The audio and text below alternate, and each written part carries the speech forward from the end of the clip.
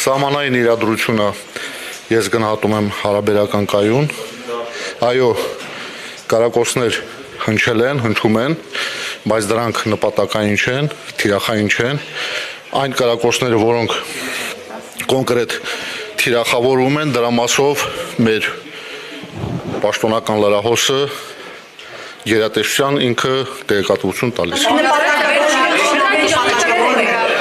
Ես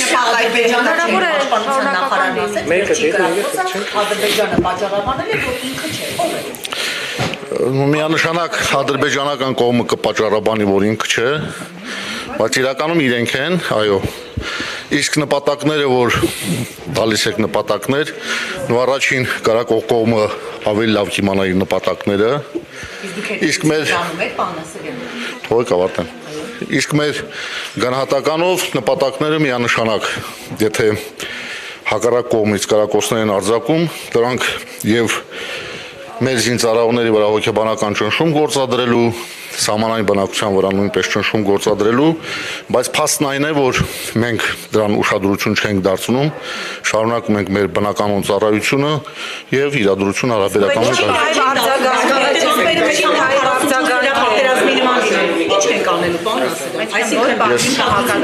Հիմա ես որ հարց պատասխանեմ։ Ուշադրություն չեք դարձնում, այսինքն 44 օրյա պատերազմի պատկեր ունենաք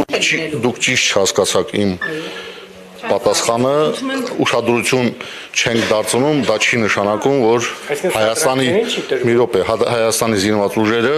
չեն շարունակում իրենց արժեվ դրված խնդրի կատարումը, մենք շարունակում ենք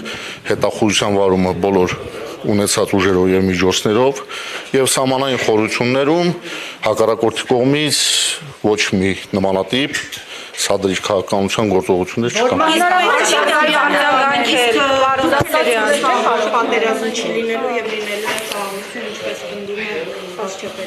Հայաստանի Հանրապետության վարչապետը հանդիսանում է նաև ի պաշտոն է զինված ուժերի համար գերագույն հրամանատար, այնինչ որ Հայաստանի Հանրապետության վարչապետը հնչեցնում է, ուրեմն բավականին հիմքեր ունի, դա հնչեցնելու ծառայությունը վերածել են գնացուցակի, այսինքն ըստ էության մենյուով։ Եթե ինչ-որ մեկը գիտնական, ինչպես պարոն Քոչարյանի տղան օրինակ գիտնական է, բանակից ազատվել է, ինչ-որ մեկը գնացուցակի նայի եւ որոշի այսքան ամիս կվճարի, այս հայրենիքով է պաշտպանելու։ Զինվորական ծառայությունից ազատվելու համար կա օրենսդրություն, համապատասխան օրենքներ, որտեղ շեշտված է ովքեր են ազատվում զինվորական ծառայությունից։ Այն օրենքին, որ հիմա չկարողան պատգամավորներ ներկայացնում գումարով ազատվել, եւ արդյոք սա չի նշանակում, որ այն կոռուպցիան, որի մասին նաեւ ԿՊ-ից բարձրաձայնում է նույն պատգամավորը, հնարավոր չէ այդ կոռուպցիայի դեմ փաստորեն պայքարել եւ դա բերվում է օրինականության։ Նայեք, կառավարության նիստում քննարկման ընթացքում պաշտպանության նախարարը, մեր գերատեսչության ղեկավարը ներկայացրել է տեսակետ եւ այդ տեսակետը միայն պաշտպանության նախարարի տեսակետը չէ, դա ամբողջ գերատեսչության ղեկավարության տեսակետն է, այդ թվում նաեւ գլխավոր շտաբի պատվողները շատ են, թողեք պատասխանեմ։ Առաջիկայում հանձնաժողովի կազմով կլինի քննարկում այդ օրինագծի մասով եւ մենք լրացուցիչ քննարկումների արդյունքում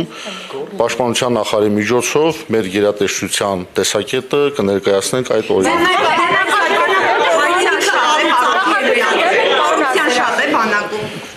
Լսեք, ես կոռուպցիայի կանխարգելման հանձնաժողովից չեմ, ես գլխավոր շտաբպետն եմ, այո, լինում են դեպքեր, երբ այս կամ այն կարգի զինծառայողները, սպաներ, նաև պայմանագրային հիմունքներով ծառայող այլ զինծառայողներ փորձում են կոռուպցիոն քայլերի գնալ, ռիսկերի գնալ, իսկ մեր պարտքն է, մեր պարտականությունն է, որպես դա արմատախիլ անենք։ Ես պատասխանեցի ձեր հարցին, պաշտպանության նախարարը առաջիկայում հանձնաժողովի նիստում գրել եք որտեղ միշտ Պապիկյանը ասել է, որ այնքան էլ չի առարկում այդ նախագիծը։ Ինչքանով է ճիշտ այդ ինֆորմացիան։ Լսեք, մենք որպես զինված ուժերի ղեկավարներ, ղեկավար կազմ, մենք շահագրգռված ենք, որպես զինված ուժերը համալրվեն առողջ, բանիմաց, կրթված զինծառայողներով, այսինքն քաղաքացիներով, իսկ գլխավոր շտաբի պարտքն է այդ համալրած զինծառայողներին ուսուցանել, շարունակել կրթելը, նրանց պատրաստել, ներդաշնակել եւ պատրաստ լինել մարտական խնդիրների կատարմանը։ առաջիկա կառավարության նիստում հանձնաժողովի կազմով պաշտպանության նախարարը բազմաթիվ փաստարկներով կներկայացնի գործող եւ հետագայում